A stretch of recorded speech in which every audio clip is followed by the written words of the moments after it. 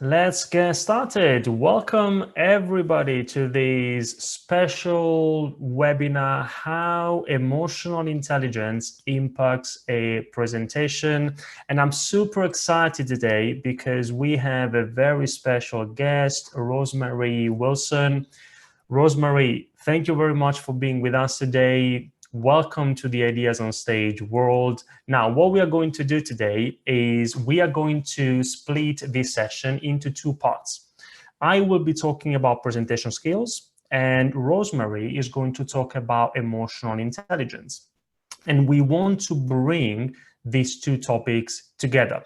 So by the end of this session, you will have a very good understanding in terms of how and why working on your emotional intelligence will help you become a better presenter. And you see, a presentation is often an opportunity to make a great first impression. It's like a first date. And the problem I see is that so many people in companies make the horrible mistake of making an invisible first impression when presenting. So it's not that they make a bad first impression, although sometimes they do, but so often they don't make a good first impression either. It's just invisible. And we want to change that, and that's what we're going to do today. So by the end of this session, again, you will have a very good understanding in terms of how you can be more visible when presenting. And I'd like to start with this question, and let's make it as interactive as possible. Please let me know in the chat box. What, if you think about presentations, or if you think about the last presentation you've seen, what is it normally that you don't like about presentations? Please type your answers in the chat box. There is no right or wrong answer. It could be anything. It could be the message.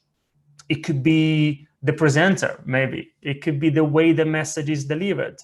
Okay, Sandra says people reading from slides. Absolutely, I see that all the time. Delivery, Rona. Tiny text, Emma. Yeah, absolutely. Spot on, I see that all the time at school, conferences, business meetings, also online now. And you see, it's important to understand what's wrong with presentations so we can fix it. And if you want to fix it, if you really want to improve your ability to pitch and present and communicate your ideas effectively, you need to make sure that your presentations include 5 key principles. There are 5 key success factors for great presentations, and that's what I want to cover today. And before I do that, just a super quick introduction. Now, my name is Andrea. I'm a presentation coach. I'm the founder of Ideas on Stage in the UK. I'm in London, but we are also in Paris, Milan, Barcelona, and LA in the US. In the last 10 years, we've been working with thousands of clients, from the very small business owner or professional, all the way up to clients like Microsoft, Lacoste, the World Bank. We've been coaching more than 400 TEDx speakers so far. And we specialize in working with established business owners who want to maybe grow their business or increase their influence through great presenting. And my vision for the next 10 years is to help 1,000 purpose-driven entrepreneurs share the message, make an impact, and be memorable. Why? Because I believe that if you want to make an impact, the best thing you can do is to be an entrepreneur who has a vision that goes beyond just making money. And I know that for them, if they can use their voice for good, and we like to help them, then we can all contribute to changing the world for the better. So that's why we do what we do. But enough about me. We are here to talk about the 5 key principles for powerful presentations. What are these principles? Remember the word score. You want to score with your presentations, like in football. Now, P score stands for presentation score. That's the process we use when we work with our clients. And score stands for simple, clear, original, related, and enjoyable. These are the 5 principles. Now, I want to leave as much time as possible to Rosemary as well. So I'm afraid I don't have time to go through all the 5 principles. So what I'll do today is I'm going to pick 3. These three: simple, clear, and related. So by the end of this session, my part, you will have a very good understanding in terms of how you can make your very next presentations simple, clear, and related. Okay, so let's get started. And before we do, please give me a quick exclamation mark in the chat box if we are all ready to get started, and then I go with the first principle. Please just give me a quick exclamation mark in the chat box. Great to see the marks coming in. Fantastic. All right, let's go then. Now, first principle, simple. When presenting, you need to be able to simplify your message. Now, if you think about writing, for example, all experienced writers know that the secret to great writing isn't in what they say. It's in what they don't say. The more they remove, the better the article or the better the book. You see, the same is true with presentations.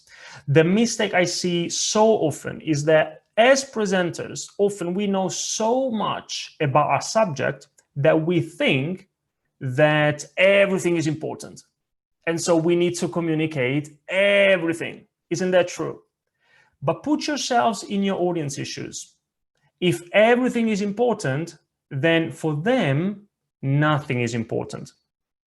We used to work with a client some time ago. His name is Luc Breton from France. And he always liked to say, I only remember one thing from a page, from a presentation. Just tell me what I need to know. One thing. Have you ever thought about this? Think about your next presentation. What's your one thing? If you were to summarize the core idea behind your next presentation in just one message, what would you say? And how would you say in maximum 70 words? 30 seconds, that's it. I can promise you, if you can communicate your message in that time, then you can communicate it in longer. If not, your message isn't simple enough. Give it a try after this session. How can you summarize the core idea behind your next presentation in maximum 70 words?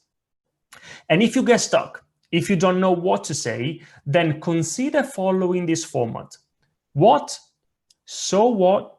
What next? So first of all, you want to tell your audience the what. What do they need to remember? What do they need to take away from your presentation? But that's not enough. So what? Why should they care? Why is this relevant and important to them, not to you as the presenter? And then, what next? Okay, now that they care, now that they understand why it's important to them, what do you want them to do after your presentation? So you see, that's one way you can simplify your message. Remember, what? So what next? In maximum, it could be less, it can be more, maximum 70 words, okay? Before we continue, please give me another quick exclamation mark in the chat box if this is useful. If you think about this 70-word format, what, so what next, let me know if it's useful and if it's something that you could try and apply to your next presentations. Okay, absolutely, Eva. Perfect. All right, let's continue then. Second principle, clear. You also need to be able to develop a clear structure, a clear storyline when presenting. Now, here is the thing. Depending on your audience and what they need, the type of presentation, what you're trying to achieve, there are certain storylines that work better than others. Now, again, I'm afraid I don't have time to go through all the different possibilities that you have. But if there is one thing I would really like you to consider is this. And actually, let me ask you a question. Again, let me know in the chat box. What do you think is the most important number in communication? Just give me a number in the chat box from 1 to 10, the most interesting, the most useful, the most important number in communication. Sandra says 3. What else? Come on, give me your numbers. Eva 3 as well. I hope I pronounce people's names correctly. Hazel 3 as well. Natalia 7. 1 from Rona. What else? 2 from Malina. 0. Kumar, I said 1 to 10. All right, so I have to say the winner is everybody who said 3. 3 is a magic number. Why? Because if you look at how our brain works, in short-term memory, all of us, we find it very hard to remember more than roughly 3 pieces of information. So I don't care, please trust me, nobody does, whether you have 12 reasons or 27 reasons or 1,000 reasons why they should listen to you or believe in your ideas or buy your products or services. Just give them 3. That's what people can remember. So your clear storyline could be as simple as a quick and interesting introduction that catches your audience's attention. Then you communicate your 3 key messages, and then a powerful conclusion, making it very clear to your audience what was your point, and again, why they should care about it. If you're not doing this today, if you're not paying attention to the way you structure your presentations, you are making it hard for your audience to follow you, remember what you say, and do anything. Take action as a result of your presentations, and that's why this is so important. All right, and by the way, this is called the rule of 3, which is a fundamental principle in communication. Again, before I move on, give me your last exclamation mark in the chat box if this is useful. Think about these 3 key messages. Is this something that you could try and apply to your next presentations? Very, Milena, perfect. Victor. Okay, great. And then final principle for today related. What does that mean? Again, question for you. Always be ready in the chat box. Let's say that in a couple of weeks, you need to give a presentation. Today, you start working on it. Where would you start? What's the first thing you normally do when you prepare a presentation? And please, before you type anything, don't tell me what you think you should be doing. Tell me what you actually do. What's the first thing you normally do when preparing a presentation? Milena says the end message. So I guess I would think about the end message. Great. Yeah, what else? Please let me know in the chat box. Eva says the audience target. Yeah, what else? How I want the audience to feel from Sandra. That's great. What do you want them to do as a result? Elements of the topic, so many things. Okay, great, great. I like some of these answers. Now, here is the thing. The mistake I see all the time is that what most people do, and I'm talking about even experienced professionals, is that they either just open up PowerPoint and put together some slides, believe it or not, or they start thinking about their key messages, which is definitely better than just opening up PowerPoint, but it's not the very first thing you want to do. Now, if you think about it, when you're giving a presentation, you are communicating with someone. And so, as some of you said, you need to start with them. When you give a presentation, it's their presentation, not yours. It's always the audience's presentation. Now, think of a presentation as a present. If I want to give you a present, it's your present, not mine. And so I need to make sure that I know you so that I can buy something that you like. A presentation is very similar. When you give people a presentation, it's their presentation, not yours.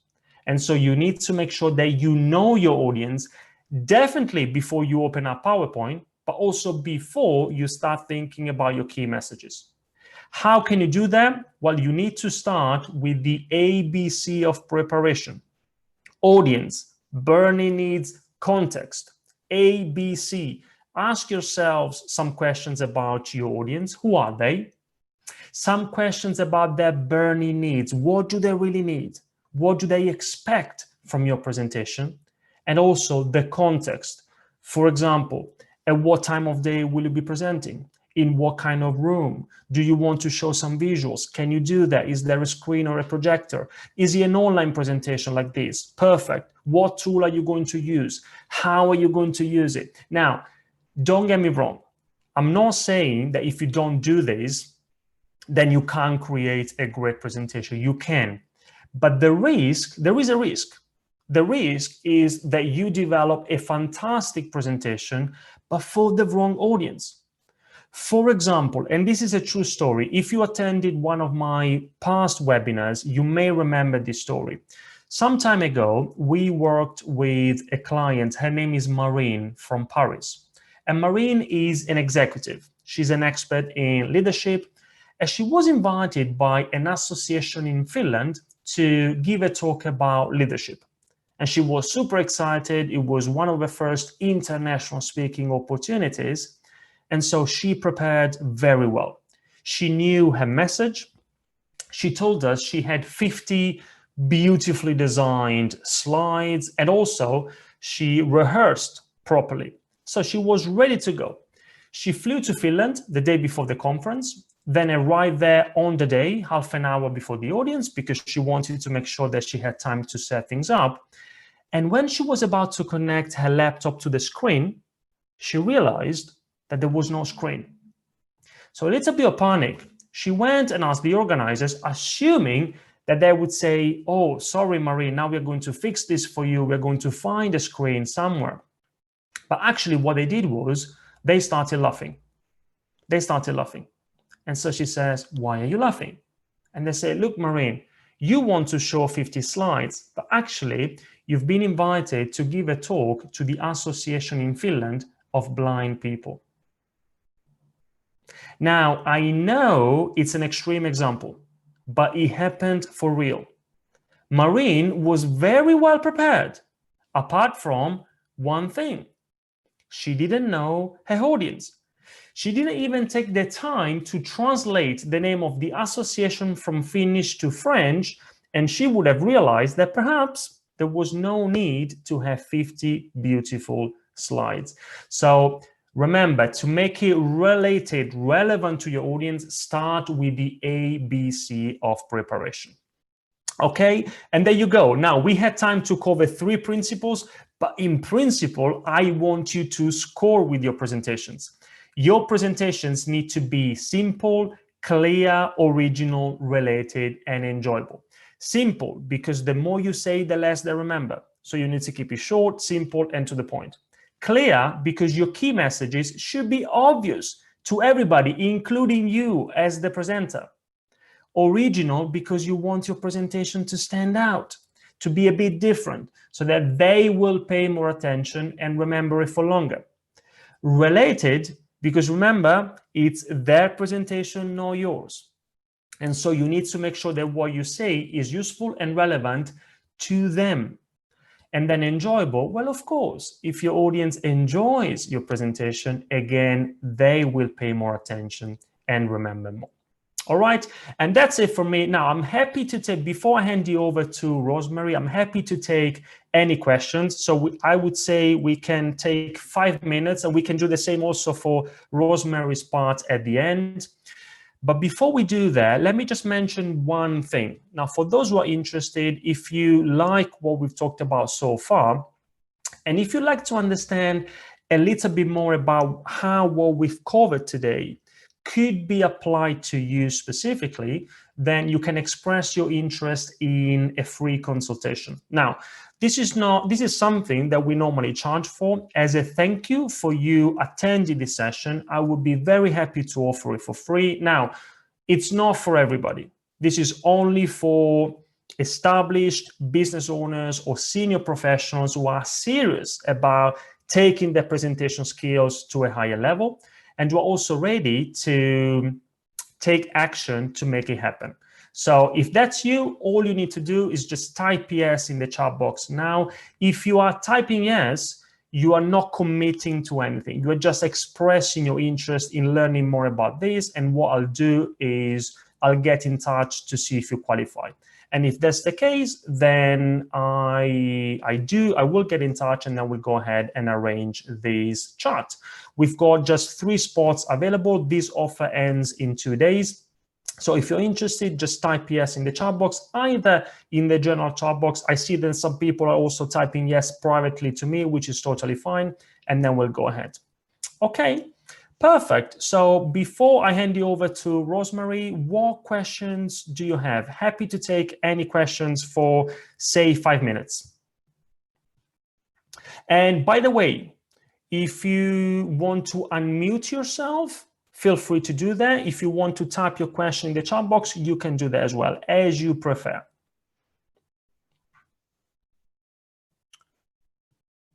Okay, so let me see. And as you start thinking about your first question, I'm happy to also mention something else, although I don't want to remove the time from Rosemary. So I do want to give everybody a few more seconds to think about their own questions. Let's see. Okay, let me take this opportunity, Andrea. May I? Sure. Okay, thank you for this nice opportunity. Great presentation. Would you like to say something about storytelling? Immaterial, how great our slides are, and if I score all the P's in your presentation, what would be the storytelling? Because that is the key to any presentation. Sure, come on, that's a great question, and you're right. Of course, you can have the most beautiful slides in the world, but if you don't have a compelling message, a story that resonates with the audience, then it doesn't matter. Storytelling is one of the most important things, and absolutely, if there is one, for example, we haven't talked about the original and enjoyable element today of our process, of our scope process, but the key way for you to be able to create a presentation which is also original and enjoyable is to tell stories. You're right, Kuma. People remember stories much more than facts and figures. Like, for example, I don't want to use me as an example, not at all. But in my case, I told you the story of Marin, who was invited to give a talk to the Association of Blind People in Finland, and what that meant in relation to my message. Now, my message was that you have to start with the audience, that you need to make it relevant to them. And you see, I could have communicated that message as it is, just start with the audience, make it relevant. But no, I asked myself, okay, what story can I tell to illustrate the point? And this is my invitation here for everybody. Every time you have an important message to communicate, ask yourselves, what story can you tell to illustrate the point, to make it memorable? That's what people will remember. And you see, it doesn't have to be an emotional story. It could be, like in my case, something that happened to one of your clients. It could be your own personal experience. It could be an example, an anecdote, an analogy. If you think about it, there is always a story to tell. The problem with most, especially business presentations, is that they are 99% facts and 1%, if we're lucky, is story. We should turn this around. So Kuma, thank you very much for your question. Is there anything else from anybody? Otherwise, I'm very happy to hand you over to Rosemary. All right, so in that case, Rosemary now is going to talk about emotional intelligence. As I told you before, we want to bring these two topics together. So she's going to show you how emotional intelligence impacts a presentation. Rosemary, the audience and the stage is all yours. Just so you know, because I can see you from here, you are on mute. So perfect. All right, yeah. You are a pro, I know, sorry. I was just, no, that's fine. I was just getting the slides up before I unmuted. I wanted to do the right order. So thank you very much. Sorry, I just didn't mean to cut you there. No, you go. Yeah. Okay, wonderful. I love listening to you. I always learn something from you as well. So just it all pieces everything together, doesn't it? It's always quite wonderful. I always say every day is a learning day. So thank you very much for that wonderful presentation, and thank you very much for attending, everyone. So I'm going to speak to you about emotional intelligence. I'll sometimes say EQ, and how it impacts a presentation. So Andrea is obviously started off, he's a big time pro. He teaches people how to deliver presentations. So I've been delivering presentations for quite some time. I wouldn't consider myself a pro, but I am quite comfortable in the space, but I'm always looking to learn and I'm always looking to develop. So I always want to share that with you. So today I'm going to talk to you about emotional intelligence. I'll tell you a little bit about me. I am Rosemary Wilson, just as a quick introduction. I am a speaker, coach, mentor, and facilitator, and the founder of Pragmatica Coaching, which is a coaching and training company. My previous career was in oil and gas, where I spent over 20 years focusing on fintech and change management. So I'm now in the second chapter of my career. I work mainly with women, some men, on a one-to-one basis. I help women to thrive in what they do or take the next step in their career.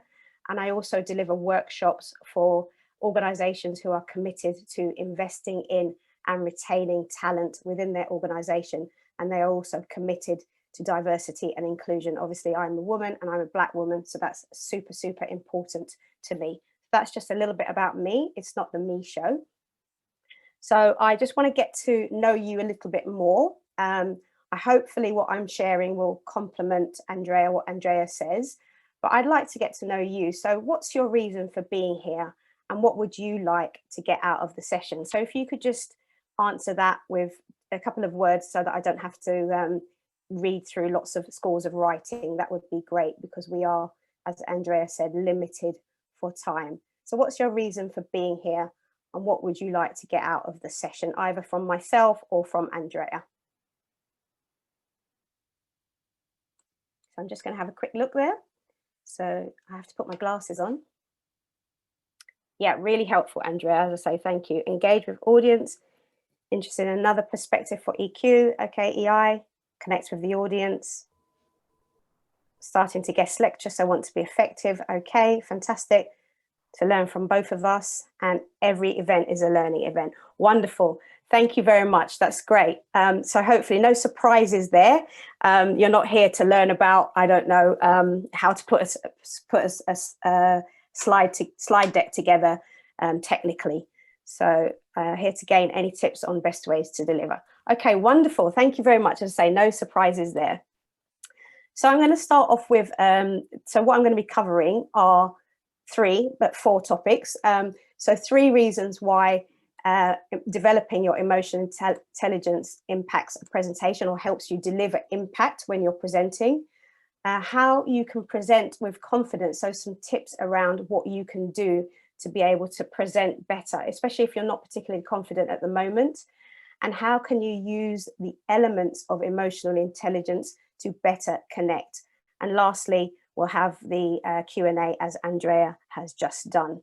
And I will ask you a few questions throughout, but I'm also very conscious of keeping to time. I don't want you to miss, any of you to miss your dinner. So emotional intelligence, it speaks to, or it's concerned with, the ability to understand and manage your emotions. So essentially, it's about, I'm not saying that you should become numb to your emotions, but you want to understand how they help you and how they help you in your relationships with others. So in this instance, we're talking about how your emotional intelligence helps you present better, so how you relate better to the audience. But in fact, if you do develop your emotional intelligence, you'll see the benefits come into your life in all sorts of areas, not just in presenting. So when you're presenting, as Andrea says, you need to focus on your audience. Your audience is key. And to make an impact, you have to understand what your audience needs, what they want, what they're there for. You need to be focused on your audience, not on yourself, not on your own ego or your own story. Some of that can contribute, but it really is about taking the focus off yourself and looking at what your audience needs and using your knowledge of humans to deliver that impact. And the more we learn about ourselves and change what doesn't serve us, the more we're able to better focus on helping other people and presenting with greater impact as well. So the 3 reasons, what are the 3 reasons why developing your emotional intelligence actually how will that help you deliver impact or a greater level of impact for your audience? So emotional intelligence is about, as I said, it's about, it's like the what do you call it?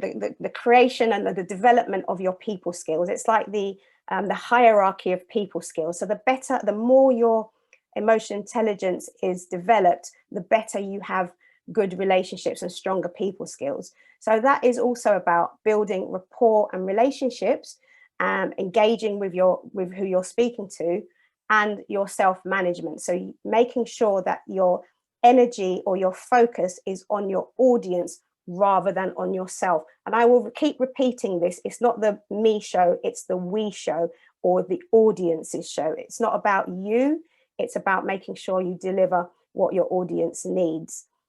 Now, I'm going to go into these 3 reasons in a little bit more detail, not too much, because again, we don't want to overload you with information today. So people skills. So how do you use your people skills to deliver impact when you're presenting? So the main thing is to use what you know. So use what you know about your audience. Sometimes you need to make an assumption, but mostly you already have an idea of your audience. So use what you know.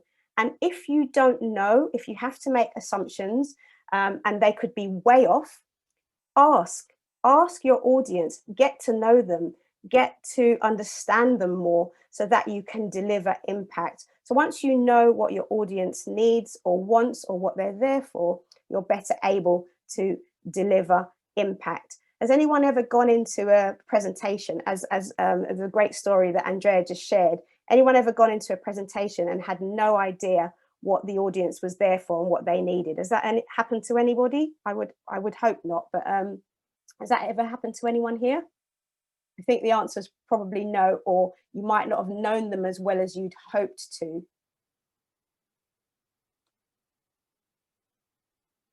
Anyone here had that happen to them? Where they, you went to deliver and you realized your audience were blind, something like that? No? Okay, that's fine. That's good. That's good. So the second reason developing your emotional intelligence helps you to impact your audience is it's about building rapport and relationships. So we're online here now, and we can't really get to know each other, so to speak. It's not an open conversation. We can't ask questions. We've got to use the screen and we've got to use the videos to help to understand what people are doing. We've got to ask questions. We can't really engage thoroughly. But when you're presenting, you are wanting to engage your audience and build rapport as much as possible. So to engage, to ask questions is really, really important to get to know your audience a little bit better. And in the sessions I normally run online, I like to keep them quite open. So I like people feeding in through the chat box or through conversations, depending on the time, to understand what people need so that I can engage with them more. Presenting as well is also important. Your language, the language you use. Obviously, for your own audience, it's really important to use a language that they can relate to. So for instance, if you were speaking to a group of academics, you would perhaps use a different language compared to, I don't know, a group of 20-somethings or teenagers. Not to say that academics can't be 20-somethings, but academics might have different age groups within them. So using your language is super important so that you make sure that your audience understands you. Your pace, your pitch, and your tone is also important to develop rapport. I speak quite quickly. I speak really quickly when I get excited. I do something like this. Oh my goodness. And then people are like, what are you saying? I can't hear you. I can't understand you. So I have to slow down sometimes. It depends who I'm talking to as well. If I'm speaking to excitable people who really relate to me, then they're okay with the fast pace. But I just have to be very, very mindful of that. And again, when you group those together, you engage, you use the language, and you watch your pace, pitch, and tone, you're able to build a better rapport and relationships with your audience and deliver impact. So emotional intelligence is also about self-management. So that's the third reason why developing emotional intelligence helps you to deliver impact. So earlier on, I've had a conversation I had earlier on today, which was quite a difficult conversation that I had to have. And I was recognized that my emotions were sort of thrown a little bit. But I knew that I was speaking today, so I had to check what was going on for me to make sure that I didn't bring that into this discussion. I wanted to make sure that I was aware of how I felt. So I did some exercises and I felt better. I felt energized. I felt pumped. So I watch what my emotions are doing before I come into presenting. So it's really important when you are presenting that you really do check your energy. And then I'll share that with in a second with the practical tips. Check where you are. If you're delivering to a group of people, it's your work thing or you're pitching, where are your emotions? Where are your energy? Are you focused on the right thing? Are you focused on your audience? And then use that to make sure you deliver impact. So super, super, super important. So what can I do to share some tips and tools with you to present with confidence? So is anybody here really afraid of public speaking or presenting? Just you can do a Y, type a Y in the chat box. Yep. Very uncomfortable. Okay. Yeah. Okay. So thank you, Milena, Nara. I haven't got my glasses on, I can't see. So yeah. Steph, are you afraid of public speaking? Is that something that absolutely scares you? Yeah. Okay. So I'd be quite interested to know, whilst you are afraid or not, you get quite excited. Okay, that's great, Chris. So whilst you are not comfortable, when you're not comfortable with public speaking, what have you done to help you improve? What have you done? Just one word. Just what have you done over long term, short term to improve? Is it avoidance? You miss it these days. Does anybody avoid public speaking? Breathing and preparation. All right, Chris. Yeah. Looking at audience helps a lot. I find it worse online because you can't do that. Okay. Thank you. Anything else? Has anybody else practice anything different? Try to calm down and have notes to check. Okay. Yeah, over preparing. Yeah, I know that one. You learn so much, you go over it so much, you actually forget what you're going to say. Planning in advance. Thank you. Hi, Nadira. Yeah. Okay, that's great. So lots of different tips there.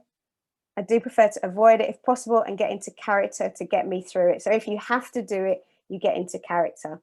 Okay. 2 minutes rule and go to toilet. Prepare the presentation well and practice again and again. Okay, fantastic. So a lot of either some avoid it or do different methodologies to get into your zone. So becoming more aware of yourself and how you present or how you avoid presenting can really actually help you, because once you know what you're afraid of, you can start to take small steps and introduce small steps to help you present a little bit more. But emotionally, it's really important to get to know yourself. And I always say that emotional intelligence really is about holding up your mirror. You cannot develop your emotional intelligence and develop your presentation skills without holding up a mirror to yourself. So checking what doesn't work for you, what doesn't work for your audience, and doing something about that, taking some changes. So I always encourage you to check your emotions, check how you're feeling. If you do have to present, what can you do to calm yourself?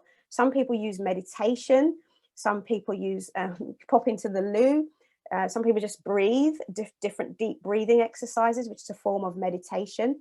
So check your energy before you present, because remember, you want to make an impact on the audience. So check your energy. Are you feeling low? Do you need to eat something? Do you need to go for a walk? Check your energy. Practice, practice, practice. You cannot get away from practicing. So even if you present once every year, it's important to practice for the rest of the year periodically. You can't improve public speaking without practicing. It's just not possible. And practice your what you have to say, rather than, someone said, reading from the slides. If you have to read paragraphs and paragraphs, it does detract from your audience. You know, your audience doesn't want to sit there reading slides with you, you know, lots of words. So just practice and try to make sure that you know what you're going to say, you know the point of your audience. A lot of what Andrea's already said, you know what your audience needs and what impact you want to make on them, what you want to leave them with. And ask for feedback. It's really important to ask for feedback after you've presented, so that you can look at the areas that you can improve on. Most people are afraid of asking for feedback because they don't want to be criticized, but criticism, constructive feedback is really, really helpful. You don't have to take on board everything, because not everybody's going to love you or love what you say, but it's really important to fish out the bits that you want to work on and make sure that you improve using that feedback. And the other thing that you were talking about earlier, Andrea, as well, and someone in the audience just mentioned about going on, not making a point. When you're presenting, make a point or ask a question. If you're rambling or waffling or going off tangent, people will pick up on that. So make a point and ask a question. Get in, get out, engage, impact. Really important. So I'm just keeping an eye on the time, because I want to open up for Q&A and also allow Andrea to share some more information at the end. So the 5 elements of emotional intelligence are here on this slide. So more than 3, but 5. So if you are interested in this topic, I do recommend a book by Daniel Goleman, so that you can also learn more about emotional intelligence. But I'm not going to share any more details with you here, because I don't want to overcomplicate this situation. But using your emotional intelligence to better connect with your audience. So first off, self-awareness. Now, I do like to tell stories, again, conscious of the time, etc. But what blocks you? What is blocking you from connecting with your audience? What are there any emotional blocks or belief blocks that stop you from connecting? What are they, and what can you do to work around them? Now, I've got a habit of, I don't want to tell you all my secrets. My face is quite expressive, and I've been on sessions where I hear people, I ask a question and then they've gone on for so long, I give them the floor, and then 5 minutes later, I'm like, what were they saying again? And it shows on my face that I'm like completely lost. I'm very much aware of that, either because I've seen it on camera or video myself, or people have told me, your face is really expressive. So I've learned to self-regulate on that. I check myself, and if I can see the camera and I'm like, oh, you're doing it again. So I know that it stops people approaching me or asking me a question if I've got that face on. So, you know, that's quite a funny bit, a little funny story, but I am mindful of my face and the expressions I make. So it's really important to be self-aware and self-regulate. So what do you do that blocks you, that stops you from connecting with your audience that you can change? What could you do if you hone in on it to change? The other area is motivation. What motivates you to speak? Why are you presenting? What's the reason for you presenting? If you're doing it because your boss has asked you and you're not really that interested, it's going to show. So make sure you find your motivation that helps you to connect with your audience. That's really, really important. And, you know, your energy is part of your motivation as well, because if you come up on the stage and you're slumped and, you know, looking a little bit bored or off key as if you've got somewhere else to be, that will disconnect you from your audience. Empathy is really key. Stepping into your audience's shoes. So you've just said to me that a lot of you are afraid of public speaking. You know, Chris said he loves it. Chris from Germany loves it, but some of you don't want to do it, as avoidance, all sorts. So I understand that, because I've actually been in your shoes. So I would cast my mind back to remembering what it's like not to want to speak in public.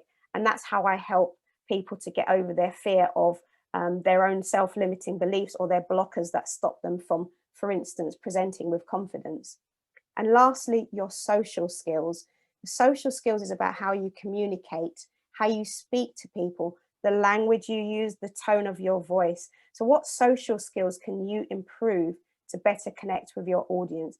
Can you make yourself sort of better heard and better understood when you connect with your audience, and help them to understand you to create an impact? So I've covered quite a lot in this time. I've kept with the 3, and so the first was 3 reasons why developing your EQ makes an impact. Second, I've given you some tools around presenting with confidence. I talked about checking your emotions, practicing, etc. So what can you do that I've said that can help you to be more confident or comfortable with presenting? And then I shared the 5 elements of emotional intelligence to better connect with your audience. So I'm just going to come to the end so that I can hand the stage back to, open up for some questions that you can take your mic off, and then hand back to Andrea. So are there, in the meantime, any questions in the chat box? Yeah, okay, prepare the presentation well and practice again and again. That's what you said as well. I'd still like to know what the 2 minutes rule is and go to the toilet. Kumar, when we take you off mute, you can share what that 2 minutes rule is and go to the toilet. I was curious as well, Rosemary, about that particular tip. Yeah, to center yourself. So yeah, for everybody, feel free to ask any questions and take this opportunity to learn from Rosemary. We've got a few more minutes before we wrap up today. Yeah, so I'm just going to cover this last bit whilst you think about your questions, and that was a whistle-stop tour of EQ. As you can imagine, it is a heavy topic, difficult to deliver, not too much in 20 minutes, but hopefully you got some key parts out of it there for you. So I'm also offering a 30-minute consultation specifically to women who really want to develop their emotional intelligence to improve your impact in the workplace or in your business. So, again, it's not for everyone. Sorry, men. If there are some men, there might be some men, but really for women, that's who I work with. So if you want to develop your emotional intelligence to improve the impact you make when presenting, then please type EQ in the chat box, and I'll be in contact with you in a couple of days. So that's me for now, and I will move on to, does anyone have any questions? Does anybody want to unmute themselves to ask a question? Rosemary, Andrea, can I ask a quick question? I missed that. I just heard something at the beginning and then it stopped, right? Yeah, Nadira, you're on mute or you've cut out. Can you not hear me at all? We can now. Okay, so I suppose the point I have is taking on board all the really helpful tips and advice you've just given. Yeah. Everybody has a very personal and individual presentation style, right? I've seen people read from script, which sometimes isn't as engaging. I've seen people doing the storytelling, as we've talked about. How do you find a style that you feel comfortable with, that works for you, that picks up on the points that you've talked about in terms of working with the audience and ensuring that you're delivering effective, appropriate messaging and giving them the key takeaways that you want them to take away with them, right? So it's really about presentation style. How do you craft something that's effective and personalized that works for you? Is that for me or for Andrea? Either. Okay. I think Andrea started on the actual presentation topic itself. It could be for both, really. So what are some practical tips about working out something that specifically works that you can adjust? And I suppose, Rosemary, from your perspective, How do you bring that emotional intelligence into that point so that you can, you know, adapt and flex? You may have a kind of standard style, but how do you kind of adapt and flex it to ensure that it is versatile and suitable for the audience? Yeah, thank you for that, Rosemary. I'm happy to say something. Although, if you do want to answer first, you go first. No, I'm okay. Nadira, you did cut out a little bit, so but we caught it. But I think both of us. Go ahead, Andrea. Okay.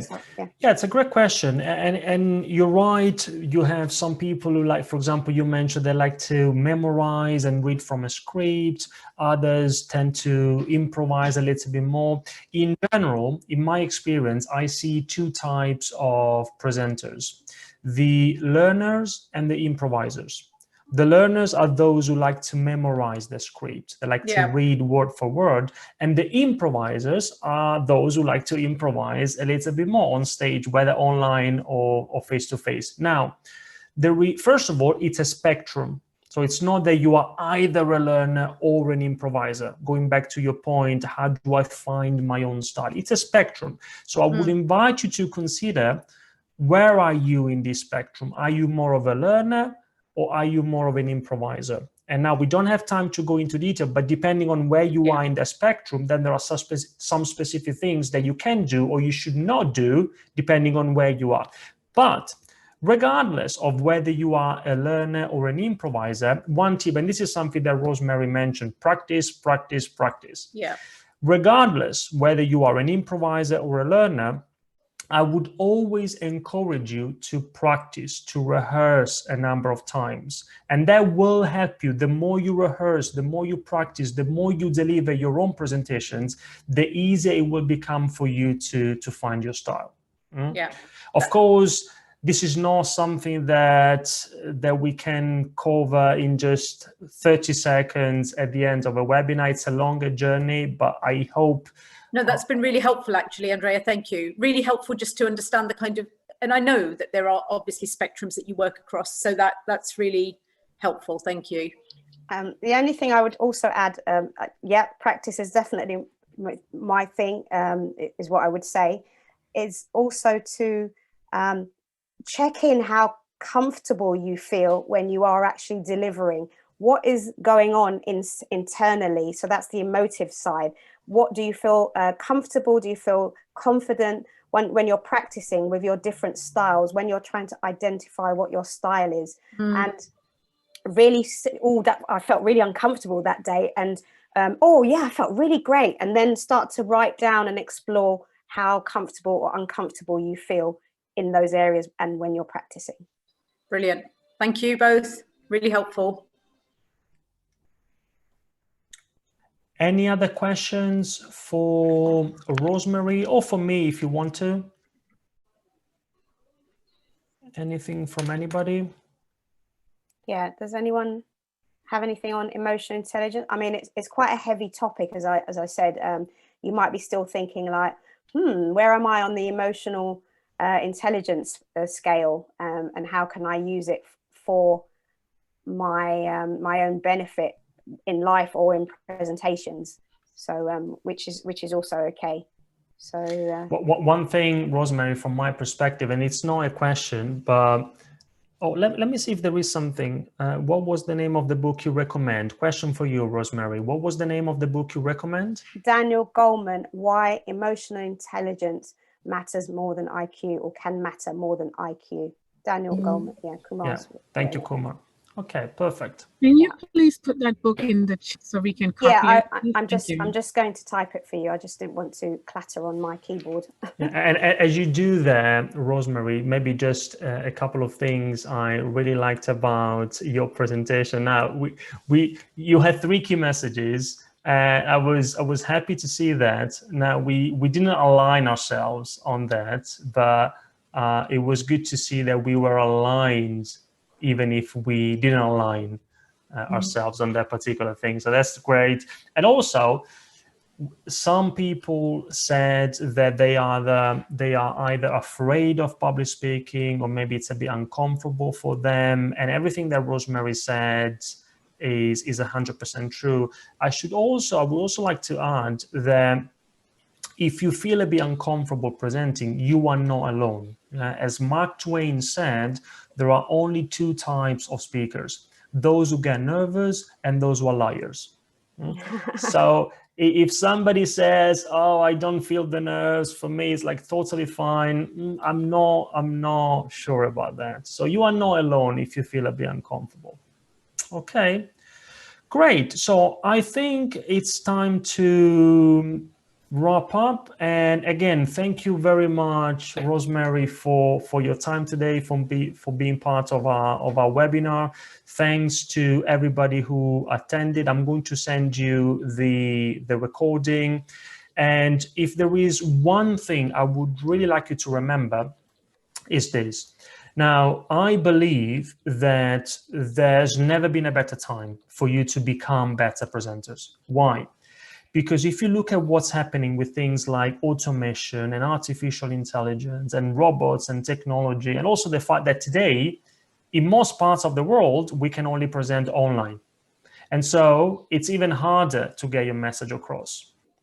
And so if you want to land your dream job or sell products or lead teams or build brands or trigger moments, if you want to do any of these things, then you need to be able to persuade people. You need to be able to inspire them. And this is not something that a robot will be able to do. Never. This is not something that Zoom now will do for you. You still need to take responsibility for communicating your ideas in the most effective way.